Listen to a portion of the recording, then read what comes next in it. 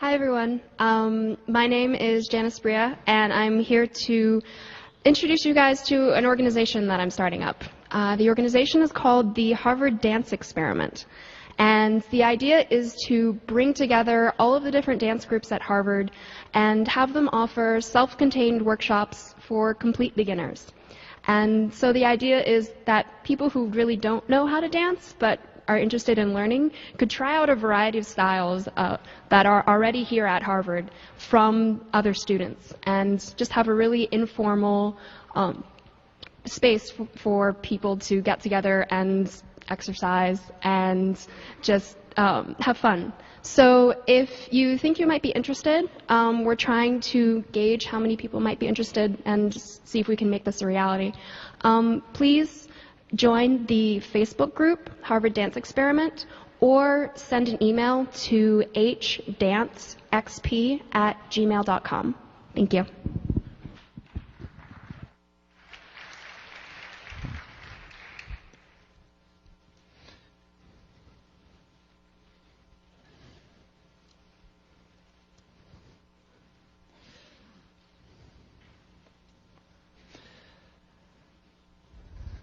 Hi, good morning.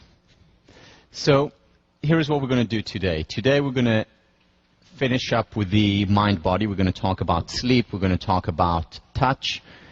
And then we're going to move on to a topic that I'm absolutely in love with, which is love. We'll talk about relationships.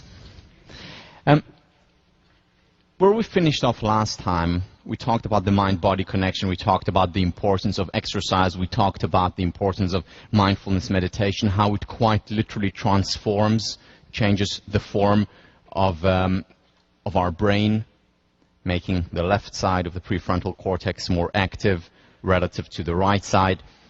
And then we talked about the importance of breathing, and how breathing, if we introduce it strategically throughout the day, can quite literally change our lives, whether it's standing in front of a red light, whether it's the first thing when we wake up in the morning, whether it's as we enter the class, or right now. Deep breathing, deep belly breathing shifts us from the fight or flight response to the relaxation response. Remember, one of the things that we talked about at the very beginning of the course is that I will not be teaching you many new things here. And this is a clear example of that. You all know how to breathe deeply, properly. You knew it from the day you were born, or the moment you were born.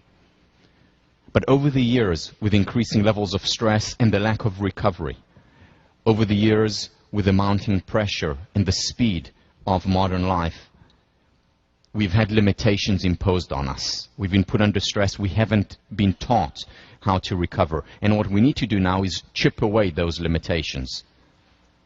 Go back to our innate inclination of breathing deeply.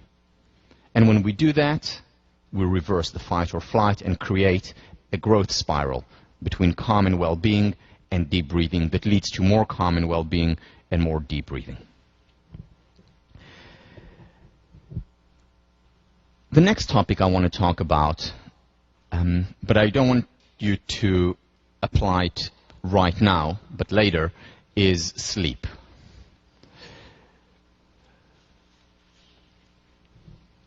Here are some statistics about sleep. So before Edison invented the light bulb, people slept on average about 10 hours every 24 hours. 10 hours a day, most of it at night, but sometimes during the day as well.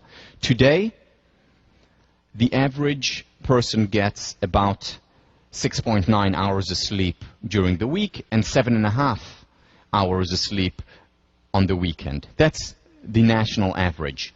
For college students, it's a little bit different. How many people, just so I get a show of hands, how many of you, other than me, get a full 8 hours of sleep a night? Okay. I'm sure there are many more. They're probably asleep now. So here is the national average.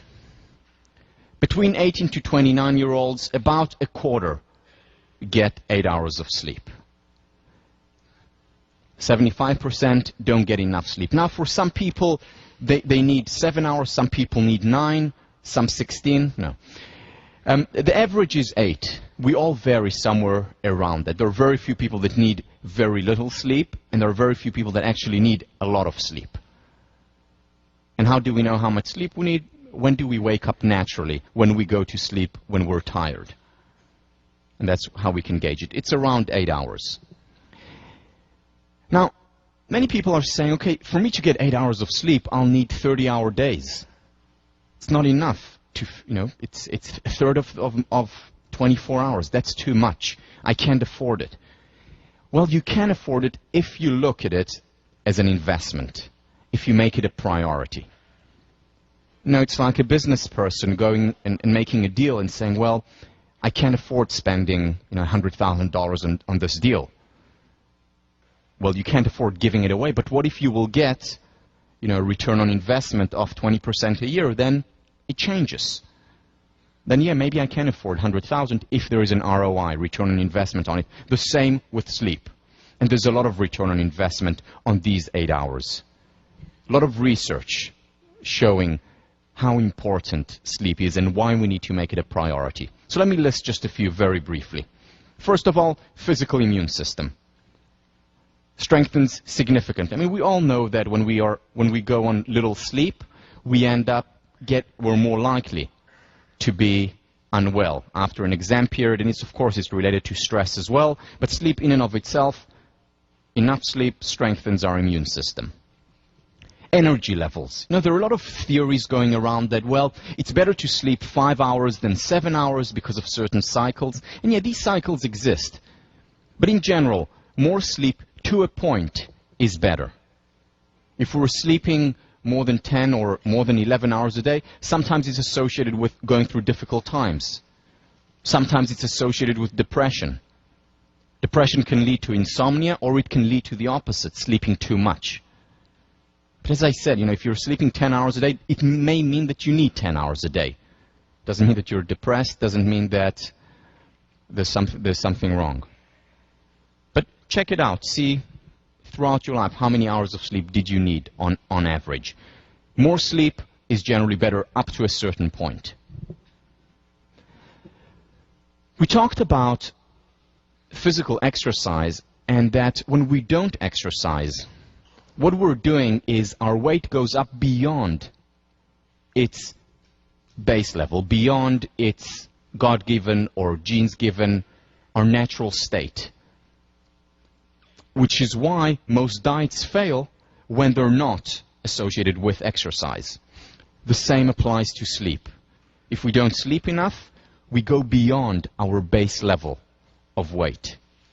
Actually, correlation, and not just correlation, causation. Lack of sleep to putting on weight. And if we try and diet, we're fighting our nature again. Simply sleep enough. That's one of the contributing factors to effective weight management. Motor skills. 100,000 road accidents on average each year as a result of lack of sleep. 40,000 injuries, 1,500 people killed a year in this country as a result of lack of sleep. Either themselves being the drivers who didn't sleep, or being on the receiving end of the accident. In the workplace, day in and day out, accidents are caused because of lack of sleep, costing the economy an estimated $100 billion a year. Cognitive functioning, whether it's creativity, productivity, as well as memory, that is hurt when we don't sleep, which is why sleep is such an important investment. Very often we say, well, let me stay up 2 more hours so I can study. Whereas in fact, you would get much more studying done. You'll remember the material better, be more creative if you get these extra 2 hours of sleep. Good return on investment. Very often we can learn a lot about ourselves through babies. Why? Because babies don't suppress emotions. What happens to a baby when he or she doesn't get enough sleep? They're cranky, they cry, they're miserable, they're anxious. I mean, we know that. Now, we learn not to look like that baby that we saw when we talked about the permission to be human, to cry one moment and to laugh the next. So we suppress these emotions. But we still have them, no different when we don't get enough sleep. That's when our fuse is shorter. That's when we, blow up more often. That's when we feel anxious. Again, it's unhealthy on the physical level. Of course, it's unhealthy psychologically. Affects depression in an even more significant way for two reasons. The first reason, that lack of sleep is likely to lead to depression, is because for the physical level, again, just like you see a baby is cranky when it's tired, we're cranky when we're tired. So that's just the pure physical level of needing sleep. The second reason is a little bit more subtle and a little bit more interesting. What happens at night is that our mind processes a lot of the things that we have gone through throughout the day. And very often it solves unresolved issues that we have gone throughout the day. Which is why, you go to sleep with a math problem, often you wake up in the morning with a solution. But it's not just math problems that are solved at night. It is also other interpersonal, intrapersonal issues that are solved throughout the night. And if you look at dreams, usually the dreams that we have early on during the night are actually less pleasant, enjoyable dreams. We're more likely to have pleasant dreams later on in the night. Why? Because the first part of the night, that's when we're working on problems. We're dealing with issues. Some that were conscious, some that were not conscious during the day.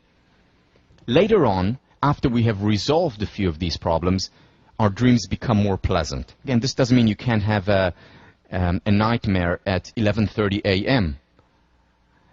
But it means that you're more likely to have bad dreams earlier on. And when we don't give ourselves the opportunity to quote-unquote complete our dreaming, complete problem solving through the night, we wake up with that problem unresolved. And then it's there, whether it's on the conscious or subconscious level, it's unresolved. And we pay a price for it. And over time, when we have a lot of unresolved issues, especially when they're suppressed or repressed, we're more likely to enter depression. So sleep for the physical need of sleep, as well as for the psychological need of sleep. Now, everyone talks about beauty sleep. Why? Because that's manifest, that's obvious. You can tell when a person hasn't slept for 24, 36 hours. There are rings around the eyes, so you can hide them, but still you can see when someone is enervated. But it's not just about a beauty sleep. It's also about happiness sleep. It is also about intelligence sleep. Because we know that people who haven't slept, say, for 24 hours, after 24 hours, their IQ is reduced by 10 points or more. So there is beauty sleep for sure, but there is also happiness sleep as well as intelligence sleep. It's a good investment on every level.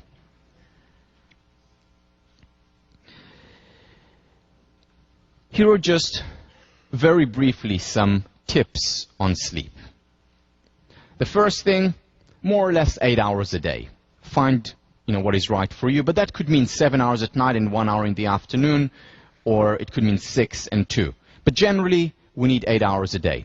If you can't get these 8 hours a day, and there are periods in your life where you won't be able to, such as exam period, where it may be a little bit more difficult to get the 8 hours, or another stressful period, or when you have children. So what do? Naps. Naps have actually been shown to be extremely effective. Cat naps during the day. Sleep for 20 minutes.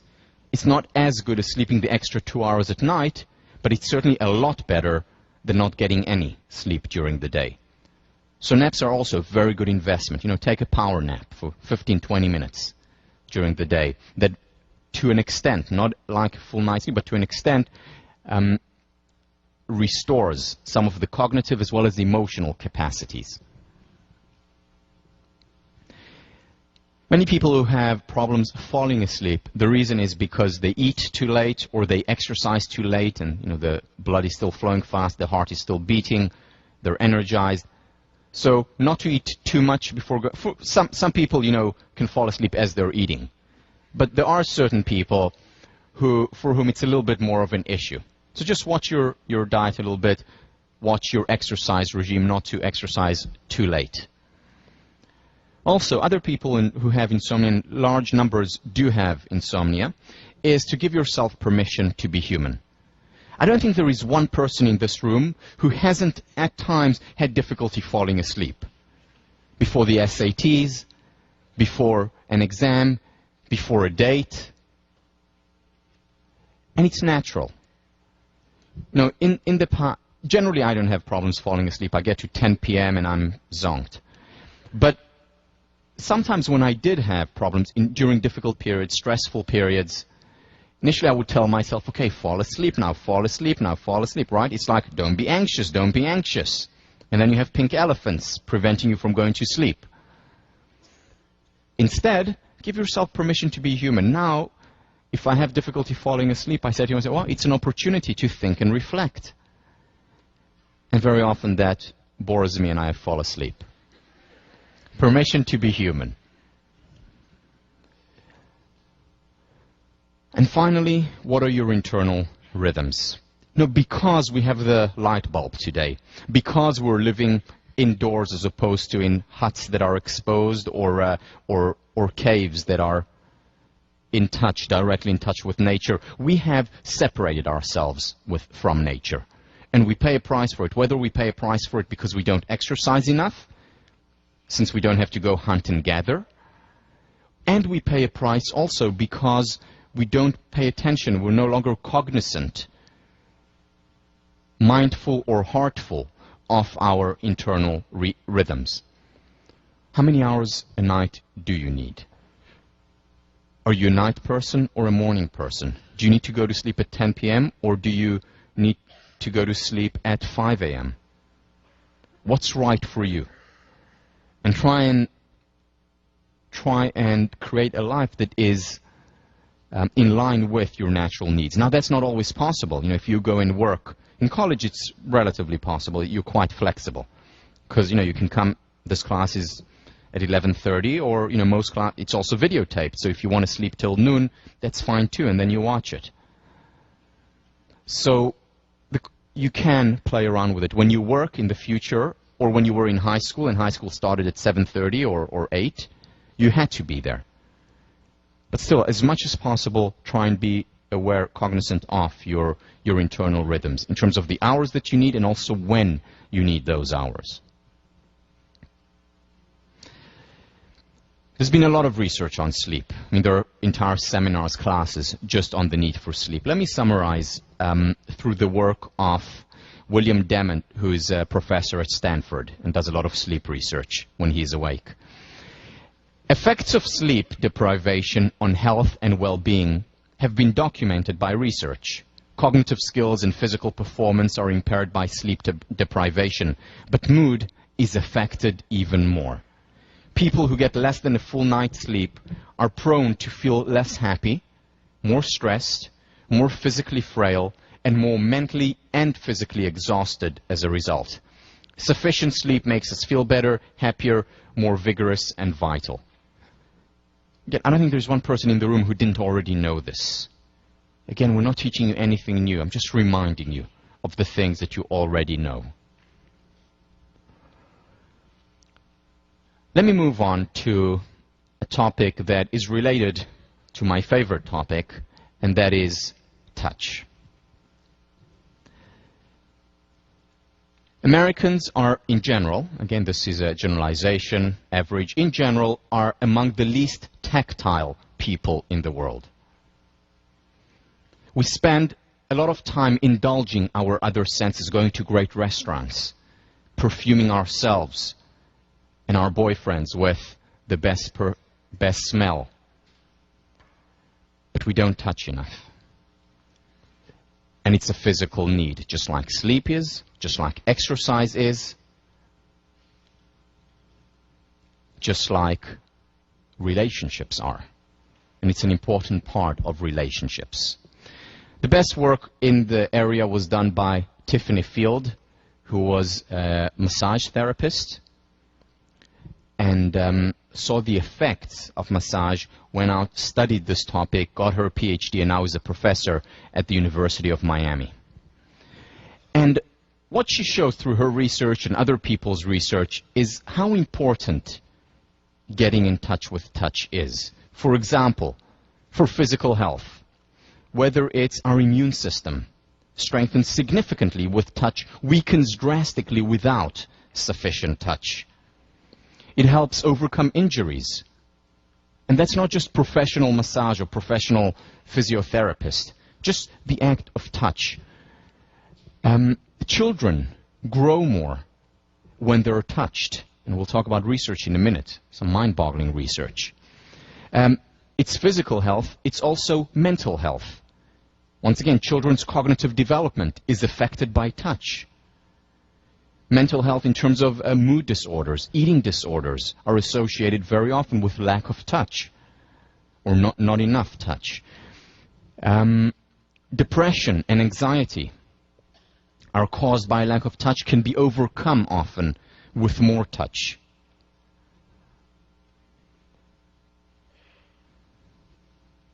And hopefully you're convinced now. Better sex life with touch. So William Masters and Virginia Johnson, two of the most important sex therapists and researchers. What they have shown is that sexual dysfunction, most sexual dysfunctions, in fact, between 70 and 95% of them, can be solved simply with the help of touch. So what they're saying actually is that foreplay should not just be used as a means toward an end. They're saying that it can be an end in itself. And what touch does is essentially what positive psychology is all about. Sex, no. So, did I say that out loud? Yes, I guess I did. All right, so what positive psychology is about is, remember, getting us from the negative to the zero, but then getting us from the zero to the positive. So what they have shown in their research is that touch helps sexual dysfunction. Okay, let's function, let's get you here. But they're also saying is that touch then contributes to a thriving sexual relationship. So it's not just helping with problems, it's also taking us from the zero to the thriving. Marty Seligman has a book about looking at generally psychological interventions, those that work and those that don't. And as we've talked about in class a lot, most of the interventions do not work. We saw it with the Cambridge Somerville study, where 5 years of interventions actually had a negative effect in the long term. We see it with so many of the self-help books offering quick fixes. They don't work. He researched Williams, Masters and Johnson's studies, and what he found, doing a meta-analysis, is that between 70 and 95% of the time their prescription works. Again, this is almost unheard of in social psychology or social sciences intervention. But these things work. Now, touch is a need, as I said earlier, just like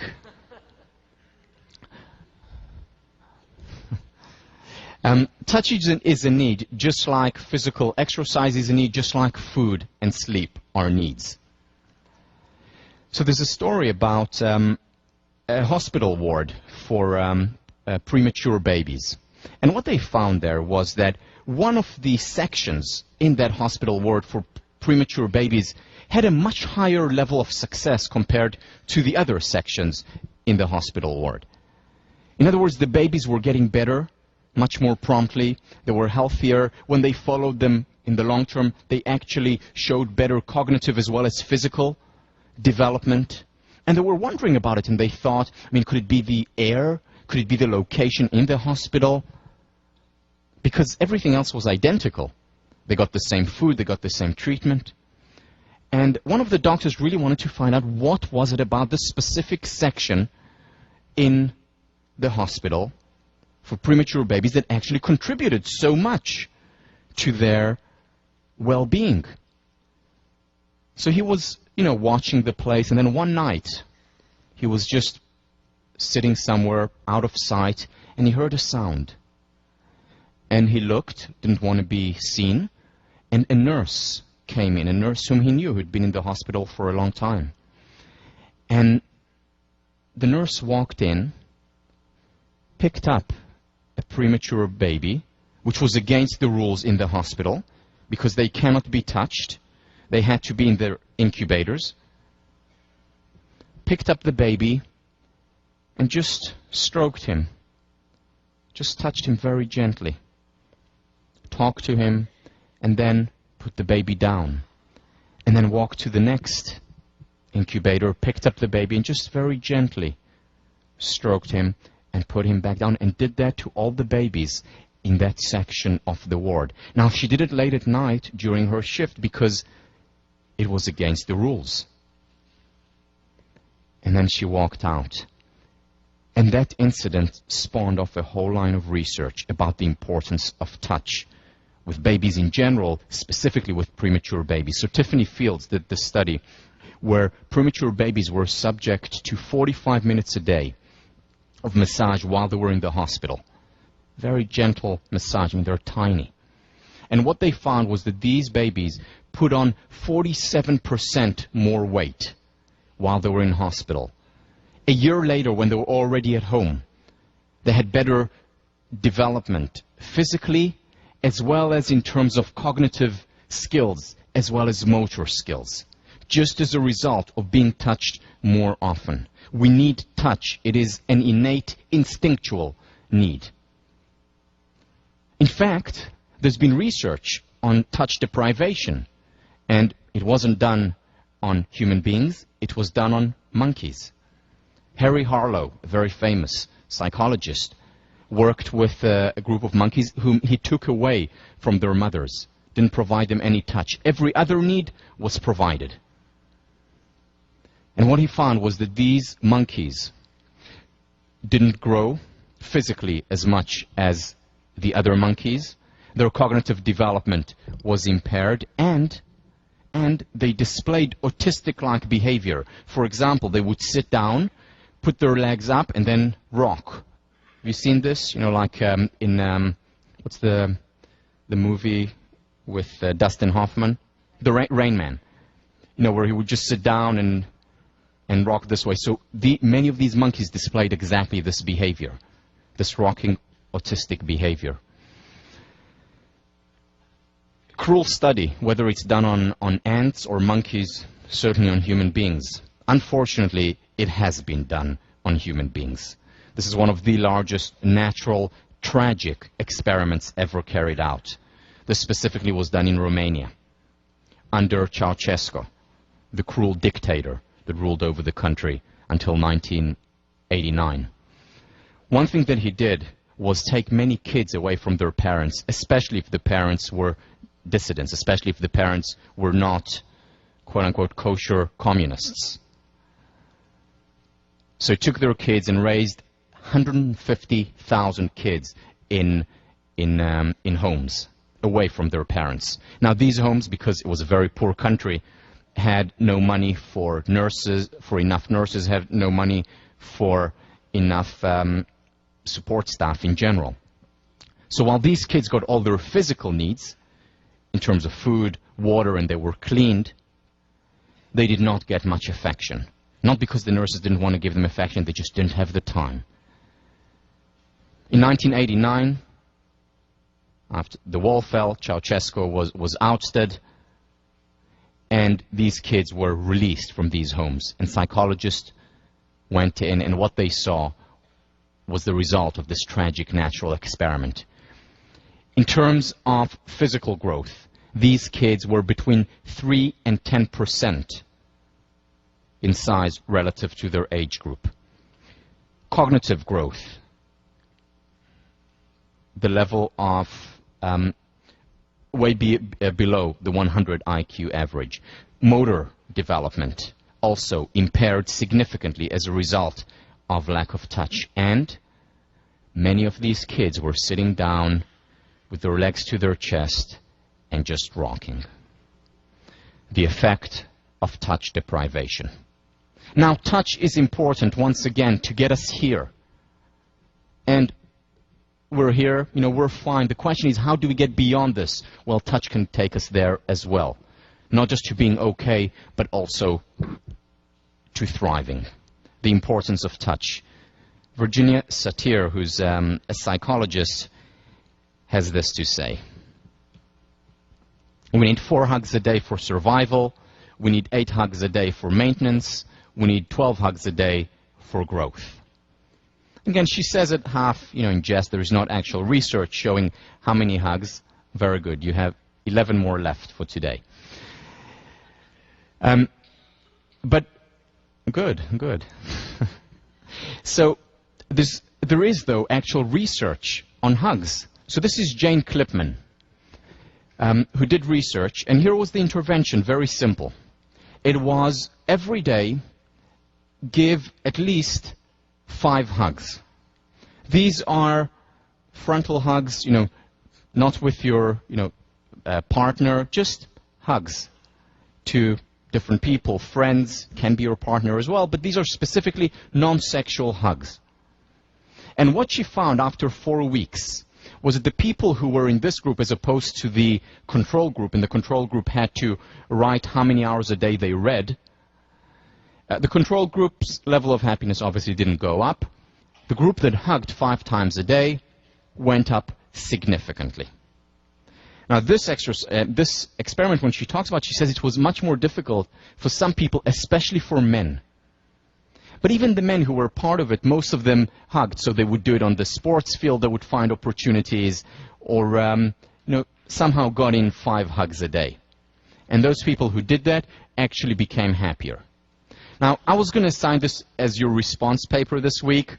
I'm not going to do it, but I recommend it. So it's a very strong recommendation and suggestion. From now on and for the rest of your life, at least 5 hugs, preferably 12. The nice thing about hugs is that it's a win-win. Because when we hug someone, we're hugged back. When we touch someone, we're touched back. It's like happiness. When we share it, it grows. It's a win-win, positive-sum game.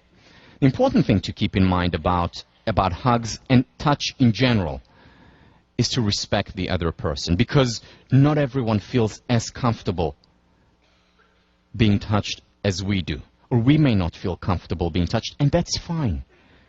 For many reasons. One could be upbringing, one could be just physically, people are different. There are some people who enjoy touch much more than others, and that's fine, it's natural.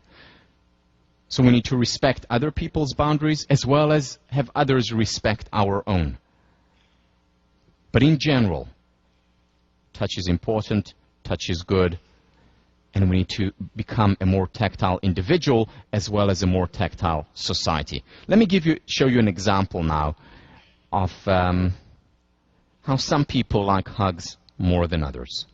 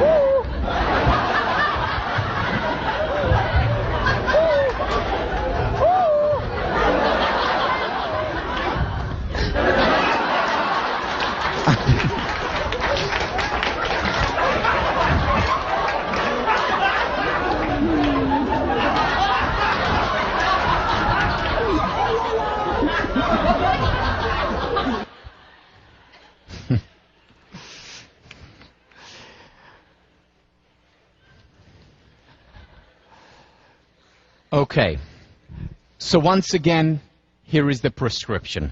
Very simple. 4 times at least a week of 30 minutes of physical exercise, at least. Mindfulness meditation, if it's good for you, every day 10-15 minutes. If not, at the very least, a few deep breaths strategically placed throughout the day. 8 hours of sleep a night, and at least 5, ideally 12 hugs a day. This is probably the most powerful psychological prescription that you will ever get or hear about. And all it does is bring us back to our base level of well-being, our God-given or genes-given level of happiness. Let's move on now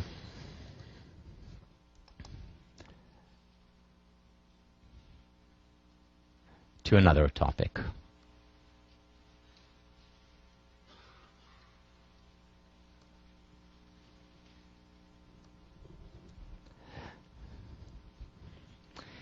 Here is what I want to talk to you about today.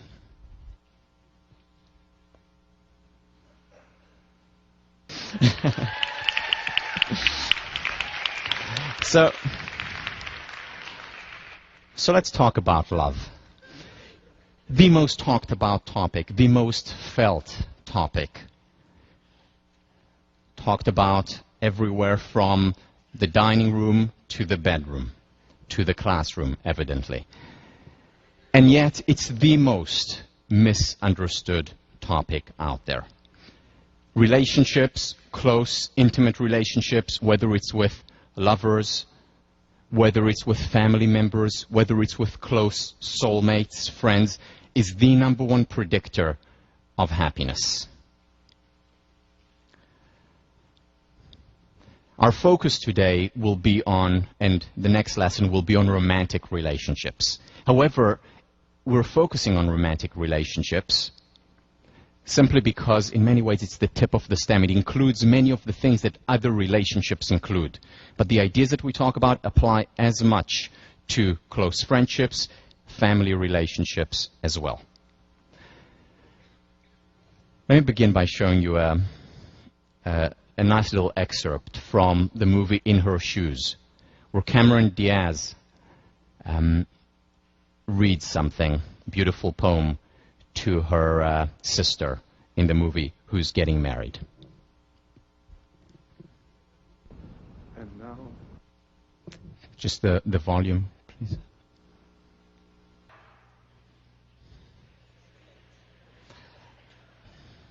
What is that? Root of the root, bud of the bud, the thing that keeps the stars apart.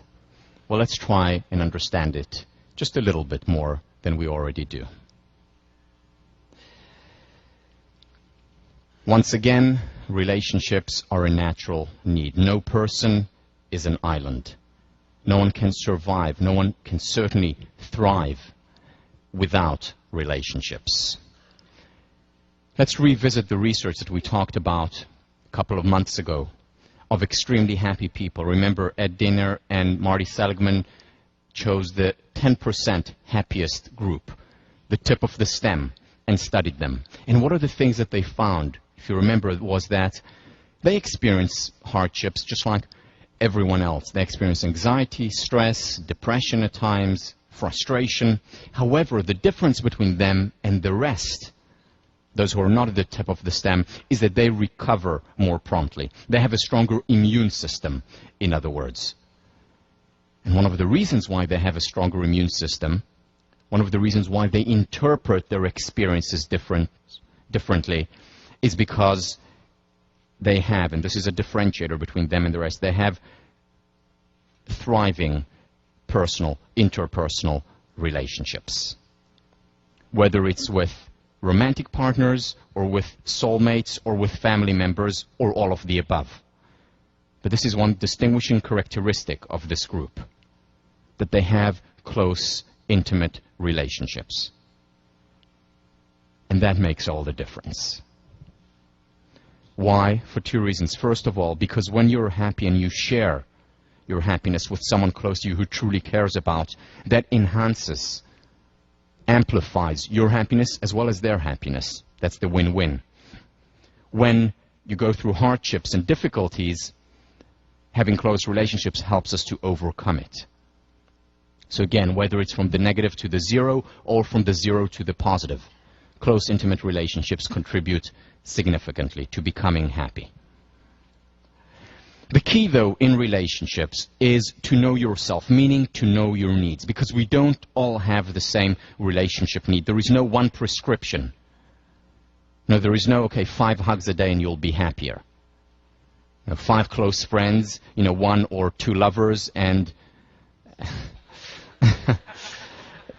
there is no such prescription. It's different for different people. And I want to revisit the lasagna principle. Remember the lasagna principle from the happiness book? And that is that we all need, the example I gave there is, so I love my family is the most important thing in the world to me. However, that doesn't mean I want to spend, 8 or 10 hours a day with my family every day, all day. I also need my quota of solitude. I need my yoga. I need my exercise, my writing, my teaching. That does not mean that my family is any less important to me. Or let's say I love to write, which I do. I can write for 3 hours a day, not longer. And the reason why it was the lasagna principle, if you remember, lasagna is my favorite food. And whenever I go home, my mom makes lasagna. But that does not mean I want lasagna every day, all day. 5 times a week is more than enough for me.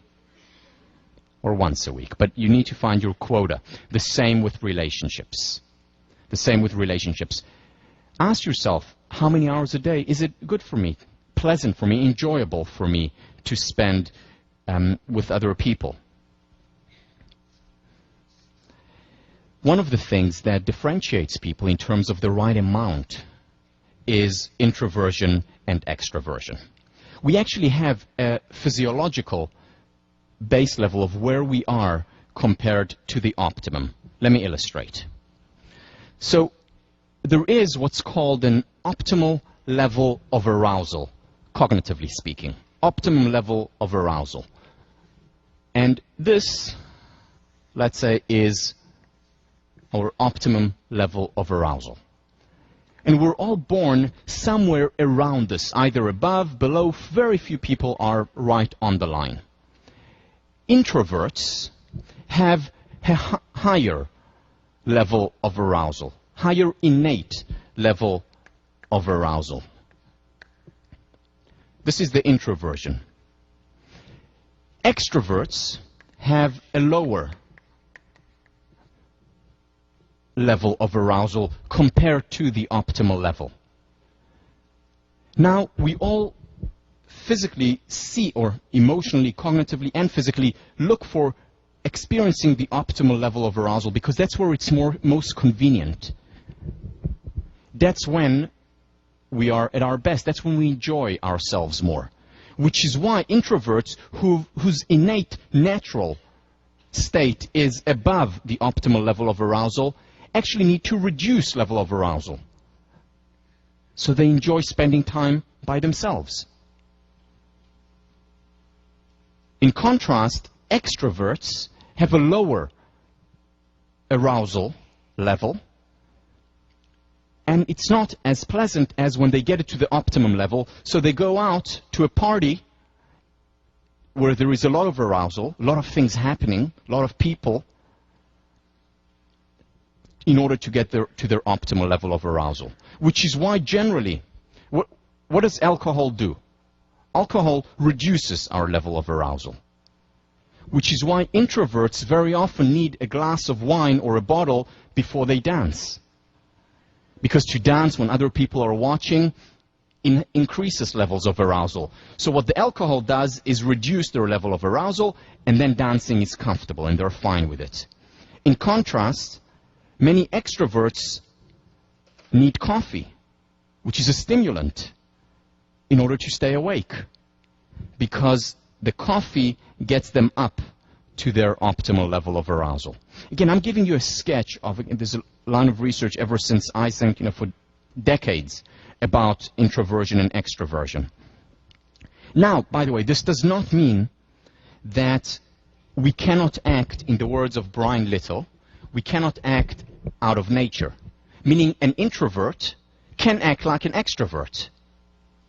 Here I am. I'm an introvert, and by the way, this is physiological. We were born with this state. It's innate. So I was born an introvert, and yet when I stand in front of the class and sing beautiful songs, I'm acting like an extrovert. However, the important thing, while we can act out of nature, is to understand that very often this enervates us. It takes away energy. It's difficult for us because we're acting. So if I'm here, when I teach, I go even higher, even further from my optimal level of arousal. And that takes away energy, which is why introverts, after acting like extroverts, whether it's at a party or in a lecture, need what Brian Little calls a restorative niche. A restorative niche, a place to restore. And that would be a place where they would spend time one-on-one with someone, or some hours of solitude, of recovery. Remember, the problem is not stress. The problem is not stress. The problem is when we don't have recovery. And introverts need recovery, some time on their own, some time one-on-one. Which is why for me, for example, form of recovery is office hours.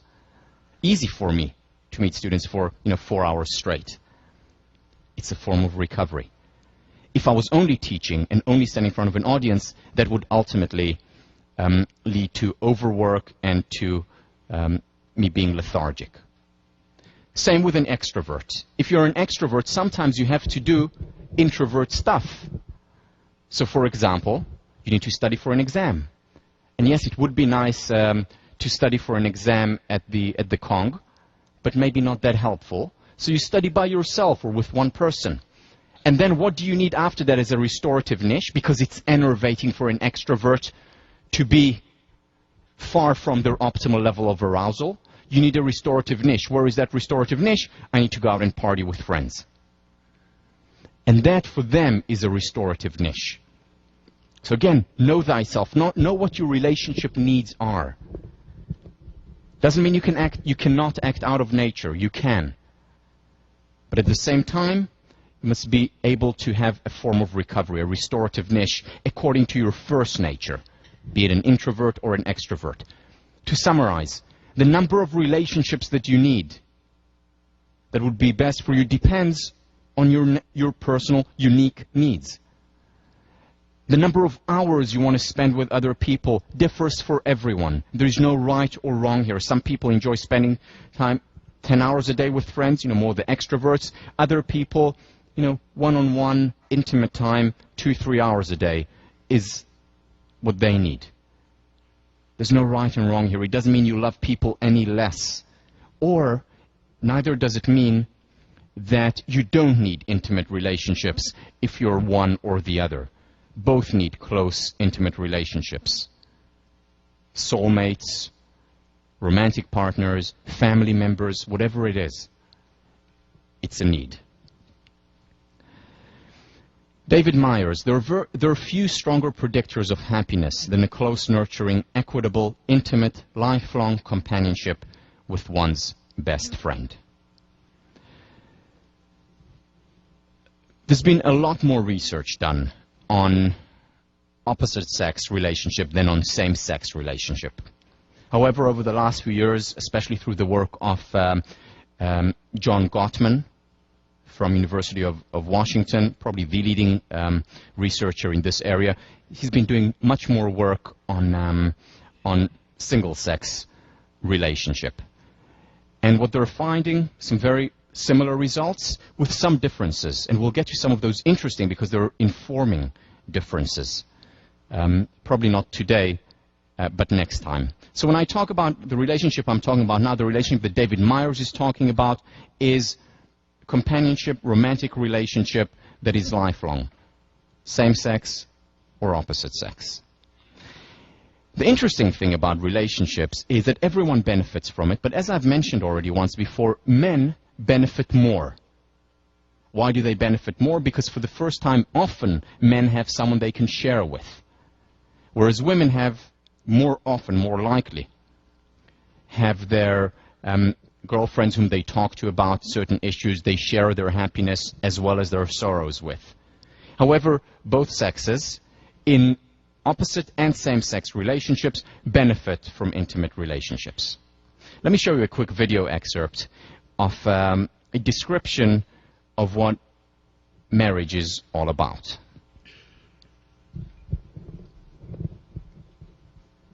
Look, this is marriage. You wake up in the morning and she's there. You come home at night and she's there. You eat, she's there. You go to sleep, there. And I know that sounds like a bad thing. But it's not. It's not. Not if it's the right person. Then it's good. It's good. It's really, really good. I would like a minute for rebuttal.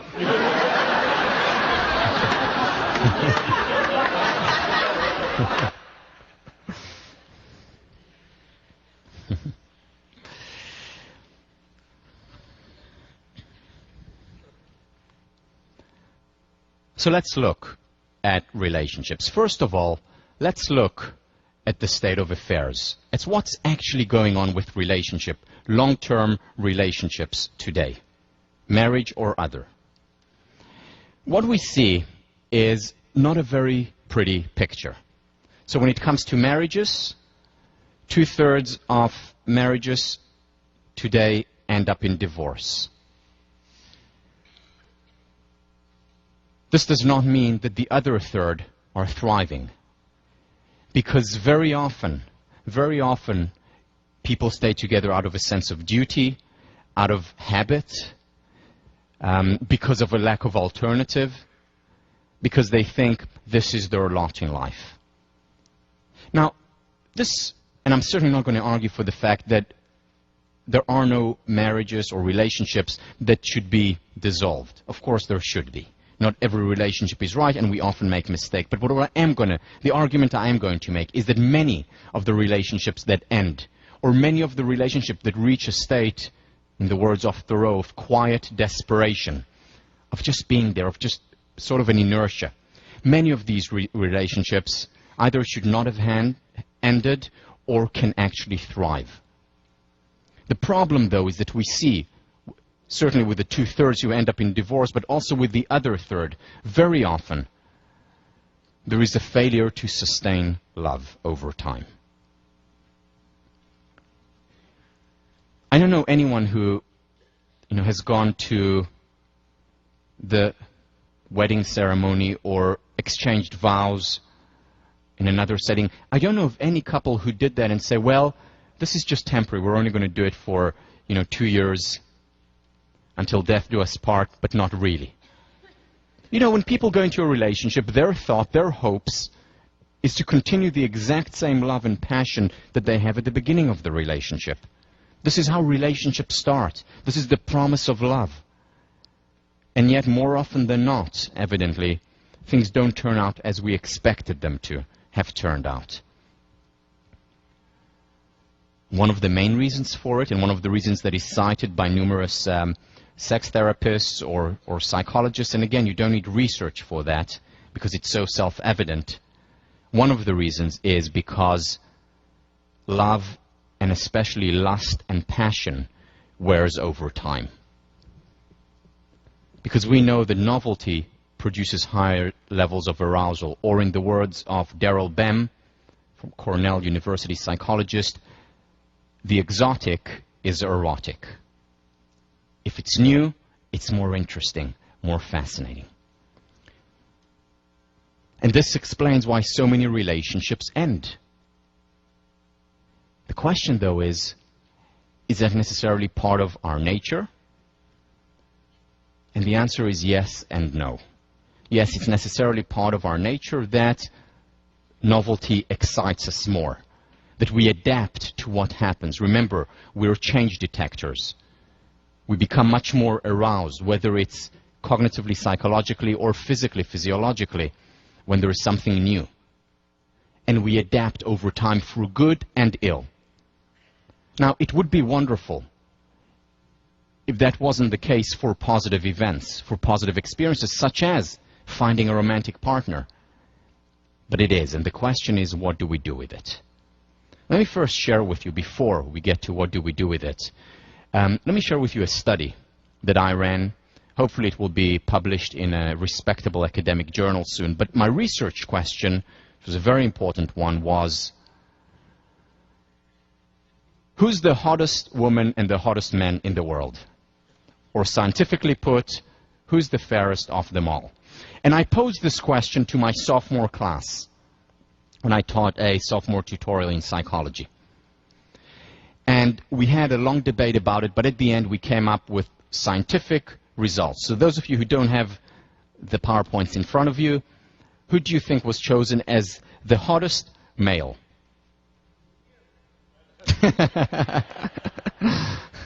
You get an A. Anyone else wants an A? No. Who was chosen as the hottest male in the world? Bill Clinton? No.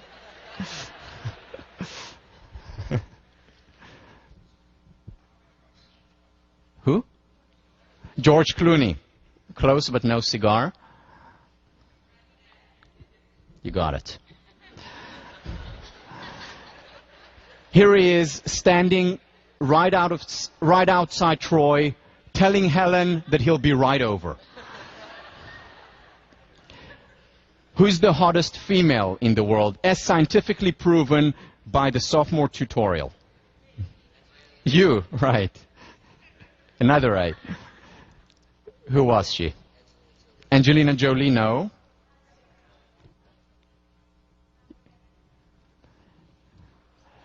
Halle Berry. Here she is telling Adrian Brody that she'll kill him if he comes a step closer to her. Now, imagine this. Imagine this. Imagine that you find your Brad Pitt or Halle Berry, your ideal man or woman. Not only are they sizzling hot, but they're also extremely sensitive, wise, way beyond their years, saintly, generous, benevolent, make $10 million a movie, and most importantly, they love you just as much, if not more, than you love them. Just imagine if that happens.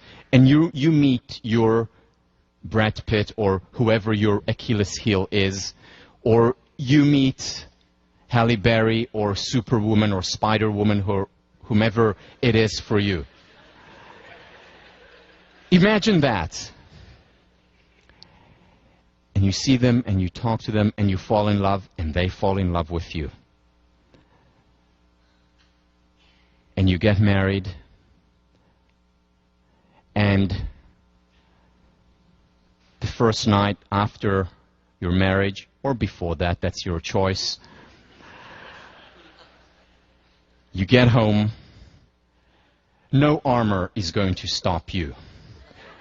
No gun is going to drive you away.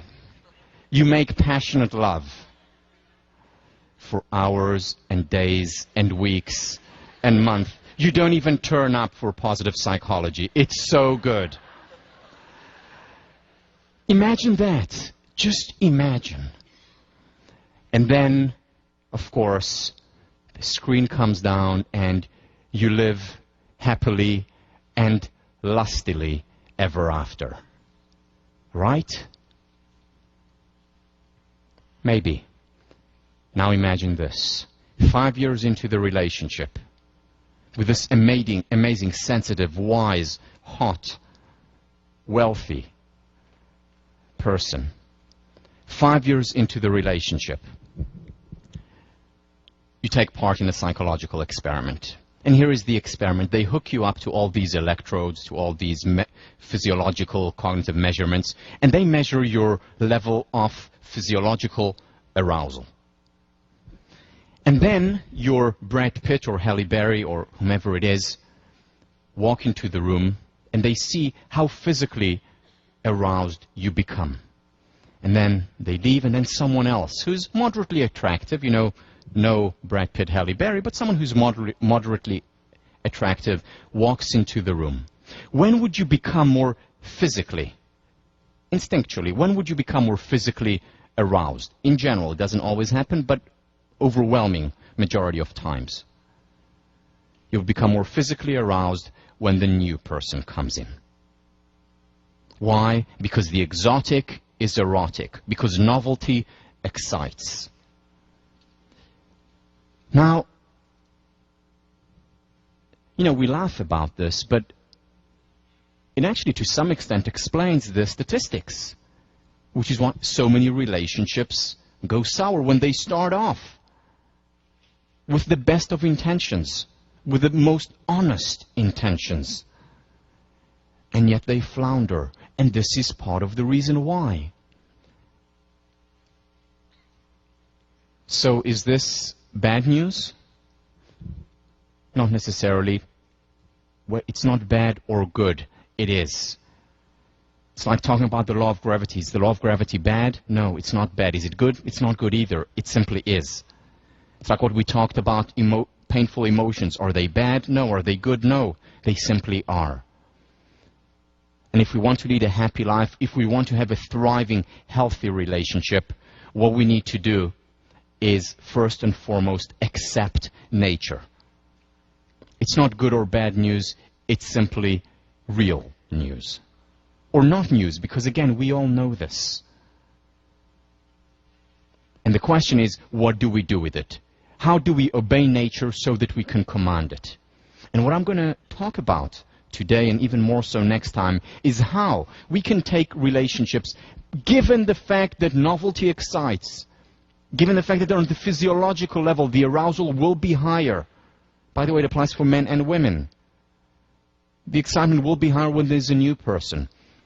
Given all that, how can we create relationships that thrive, that soar, that go way beyond the zero to the positive? And it's possible, and positive psychology can help us do it. The first step before accepting reality is understanding what true love really means. Because many people ask this question, does it even exist in reality? So yeah, it exists in fiction, it exists in movies, but you know, these characters on the movie screen are literally larger than life. They deliver perfect lines. They make perfect love.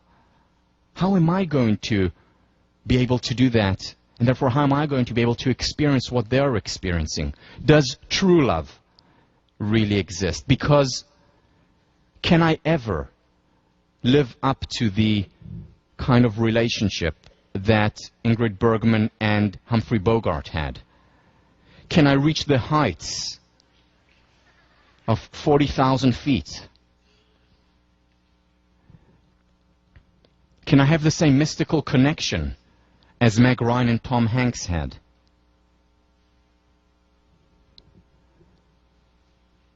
And will I ever be able to sleep with the British Prime Minister? Or a Hugh Grant? Is it possible? Is it real?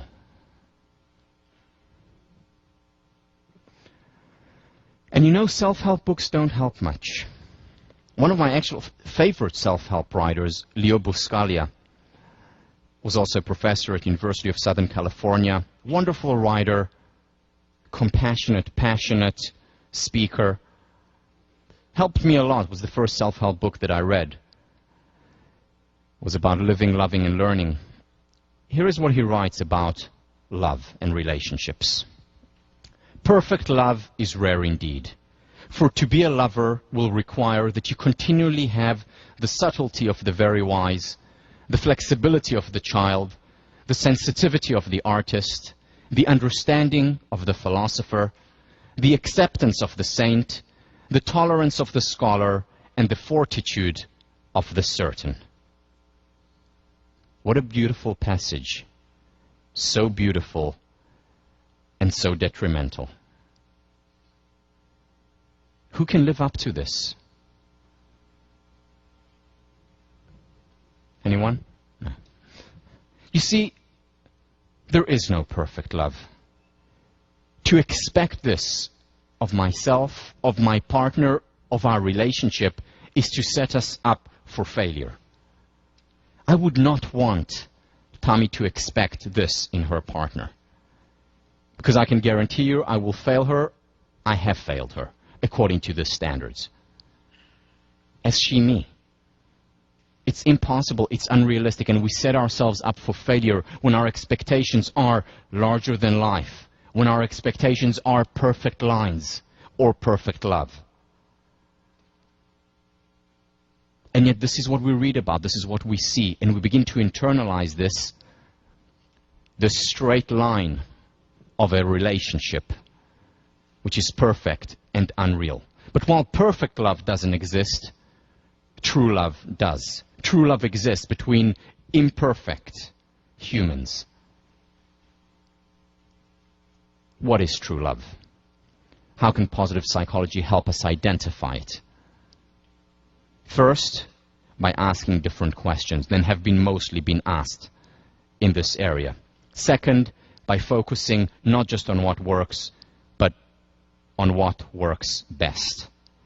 On the few relationships that really thrive, that have not dissolved, that have not ended, that are not just here in a state of quiet desperation, or as Pink Floyd said, just comfortably numb. But relationships that are here. Let's learn from them. Let's learn from the tip of the stem. So the first thing we need to do is reframe the questions. Remember, we did the exact same thing with at-risk youth.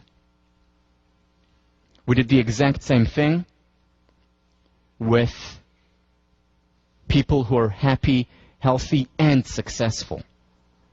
We did the same thing when it came to the geometric shapes. Because questions start a quest, and questions define reality. And traditional psychology has asked, couples counselors, researchers in the area have asked, why do so many long-term relationships fail? Why do so many people, after a year or 2 or 5 years together, end their relationship? Why is it that many people who do stay together are no longer thriving? And one of the answers that they got was because novelty arouses. Because it's part of human nature to seek excitement. The erotic is exotic.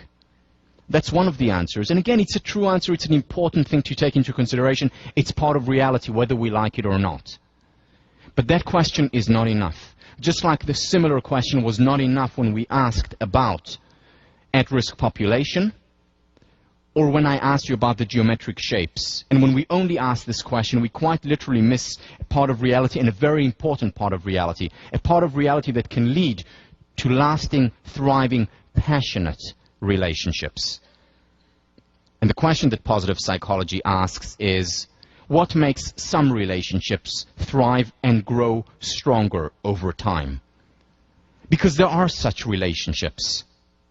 Now, I was fortunate to see a relationship like that between my grandmother, whom I told you about, and my grandfather. They were married for 53 years. The pictures that we have of them and the way they were together is that my grandmother, who was the matriarch of the family, you know, very powerful woman, but always also very humorous, was of her sitting down and my grandfather next to her with his hand on her shoulder, just looking at her. Just like a 16-year-old in love. They were married for 53 years. Of course, with their ups and downs or disagreements and disappointments, they're not perfect either. But they had a thriving relationship. Passionate relationship. What is it about these relationships? What makes them successful? And the important question is, what can we learn and apply to our relationships if what we're interested in is a long-term, passionate relationship?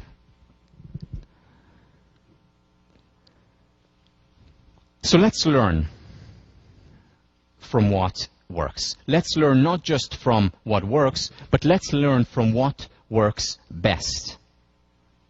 The best relationships that we can look at and study and learn from. Here are some of the lessons that we can learn from these relationships.